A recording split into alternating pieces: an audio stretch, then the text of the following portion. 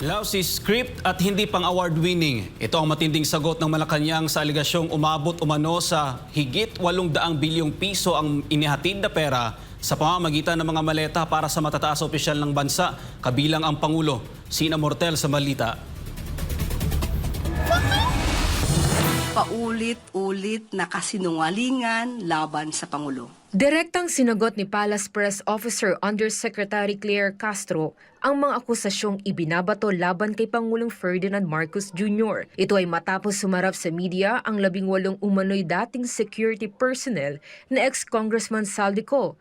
Isiniwalat ni Attorney Levy Baligod, ang legal counsel ng grupo, na ang mga nasabing security personnel ay nagsilbi umanong bagmen sa paglilipat ng nasa 805 billion pesos na mula sa mga maanumalyang flood control project. Ayon sa grupo, hindi gagalaw sina dating Speaker Martin Romualdez at co nang walang pahintulot ng Pangulo. Ang bawat maleta ay naglalaman umano ng 48 hanggang 50 milyong piso na dinala sa mga ari-arian ng Pangulo sa Forbes Park at Ilocos Norte, gayon din sa Aguado Street malapit sa Malacanang. Ngunit para sa palasyo, ang lahat ng ito ay gawa-gawa lamang. Paulit-ulit na kasinungalingan laban sa Pangulo.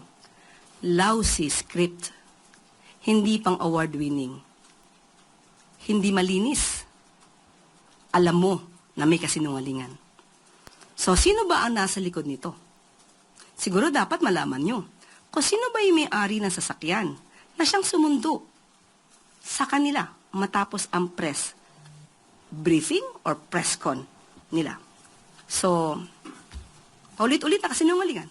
Kinwestiyon din ng palasyo ang kredibilidad ng mga testigo at ang motibo ng mga taong nasa likod ng naturang press conference. Binigyan diin ni Castro na obligasyon na ng mga law enforcement agency na sampahan ng kaso ang mga nagpapakalat umano ng fake news nang hindi na naghihintay ng direktiba mula sa Office of the President. Nandiyan ang NBI, nandiyan ang PNP.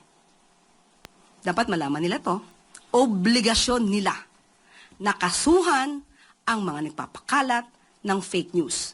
Dapat pa ba silang utusan? Hindi po. Obligasyon ng NBI, PNP, DOJ. Sa ngayon, inaabangan ang magiging hakbang ng National Bureau of Investigation at Philippine National Police kung magsasagawa sila ng formal na investigasyon sa mga naturang individual. Samantala, naghain na rin ng resolusyon si Senator Amy Marcos upang simulan ang formal na pagdinig ng Senado sa mga naturang aligasyon. Para sa Diyos at sa Pilipinas kong mahal, ito si Ina Mortel, SMNA News.